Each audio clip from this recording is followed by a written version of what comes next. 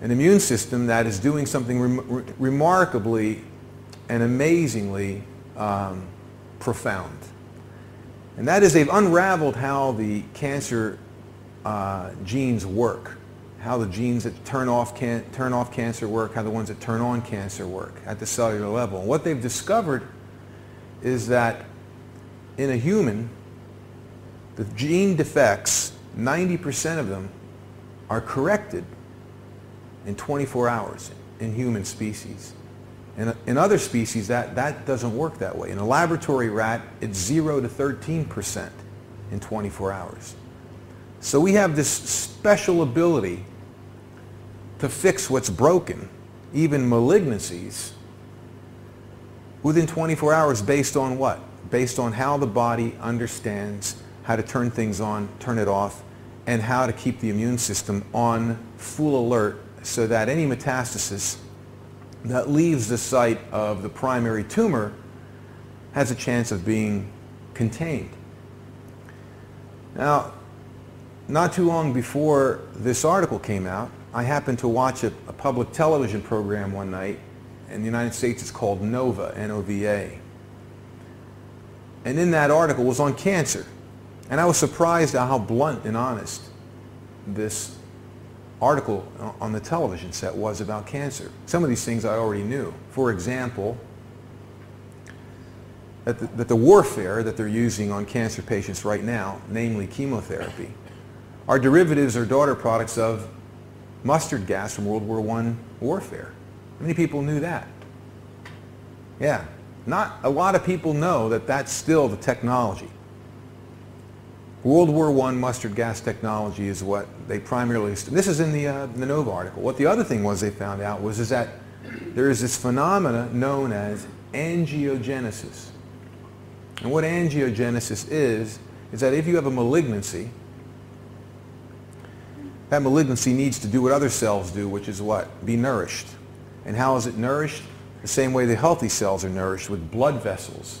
And what the malignancy does, and cancer is a very, very uncanny character, it sends out biochemical messages in the body so that blood vessels will grow to the malignancies that are the primary tumor and also all the other tumors that this cancer has now seeded throughout the body. What's interesting about this is that if 90% of the gene defects are corrected in 24 hours in a healthy individual, by the time you get a diagnosis of cancer, and that tumor could be the size of a grape, size of a grape that's got 1 billion dividing cells, rapidly dividing cells, that eventually are going to send seeds all over the place. And what contains those seeds from completely devouring you in short order is the immune system, and the second thing is the enviable nature of the primary tumor. Now that's a peculiar thing. The primary tumor wants you all to itself. And so these other seeds that are in your body are actually suppressed because the immune system is working, hopefully, and secondly because the primary tumor, which of course is secreting specific angiogenic chemicals or biochemicals to build blood vessels to itself, is also secreting anti-angiogenic substances for the rest of the gang. So that is why Dr. Judah Folkman, the man who discovered angiogenesis back in the 1960s when he was a Navy doctor in the U.S. Navy, and presented this theory to his colleagues and was ridiculed and villainized in the medical literature, was on this program, NOVA, and that's when he came to the conclusion that's why when a primary tumor is extracted, oftentimes the cancer gets worse. Because now the anti-angiogenic compounds that the primary tumor was secreting have been removed, and now the smaller seeds that are everywhere have the ability to produce their own angiogenic substances to have blood vessels built to them, and then it starts to grow. What I found out also is that this whole phenomena of cancer, it's predicated on the fact that if you're dying of cachexia, 50% of the patients are dying of cachexia. What does that really mean? I mean, what is cachexia? Wasting disease. You see it with HIV patients as well, but with cancer it works on a very specific principle. And the principle is that malignant cells thrive on glucose, which is sugar. It's one of the reasons why it's extremely important, if you have cancer and you don't want to get cancer as well as other illnesses, to cut out the sugar. And that's a tough thing to do, because sugar is the most addictive substance in Western society. More addictive than tobacco, more addictive than alcohol, more addictive, I'll have you know, than cocaine. In 1820, Americans were consuming between 10 and 20 pounds per year of sugar.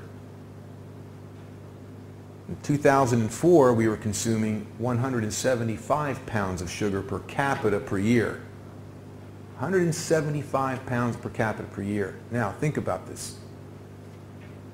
It's not coincidental that cancer cells have up to 15 times more the insulin receptor sites that healthy cells have. What does insulin do? Delivers sugar to the cell. So they have up to 15 times more insulin receptor sites on the cell membrane, cancer cells do, than healthy cells do. They're thirsty, addicted to sugar, and insulin is the delivery mechanism for sugar.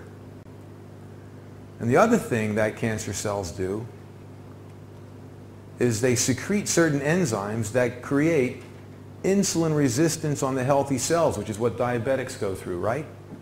Isn't that one of the things that diabetics suffer from, is insulin resistance? The sugar can't get out of the bloodstream and get into the cell. That's insulin resistance. So it secretes compounds that create insulin resistance with the healthy cells. Why?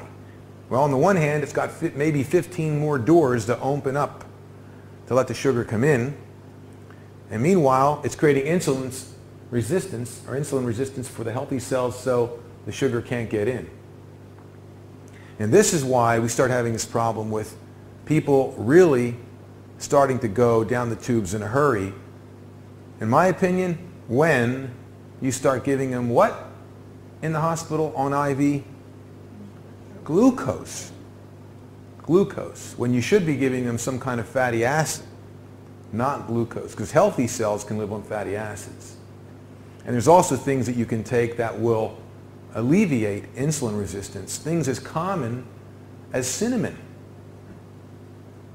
Cinnamon is one of the most powerful. There's a compound in cinnamon called sinulin that actually does a remarkable job with diabetics. It almost acts like insulin. It's so effective in lessening insulin resistance for diabetics.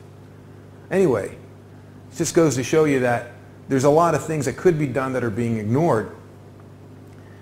And this whole sugar thing, you know, I have relatives that live in Italy. My ancestors are from Italy. My grandparents all farmed in Italy. And so I had cousins that came over from there in 1997. And they were big fans of music, and we have a big music festival in this town called Bethlehem, Pennsylvania, not too far from where I live, and it was founded by the Moravian Germans, so the theme is somewhat German in terms of the names of the city blocks that they cordon off where there's simultaneous music events, and you can hear everything from jazz to folk to classical to whatever you want. And we were walking from one Platz to another Platz, and in transit we went through an area that was playing polka music. It was a big polka tent. And there was all these polka-type foods there, like the fried dough and the shoe-fly pie and, you know, those kinds of rich Germanic foods. And as we were walking through that area to go to this other area, my cousin's wife tapped me on the arm and said, "Jerry, cosa ci hanno sta gente?" What's wrong with these people? I answered, "Perché? Why?" She said, "Sono tutte molto grasse." They are so huge. They don't see people that big over there, and they don't see that many people that big over there. And you know, and it occurred to me when she said that, that I was becoming oblivious to it.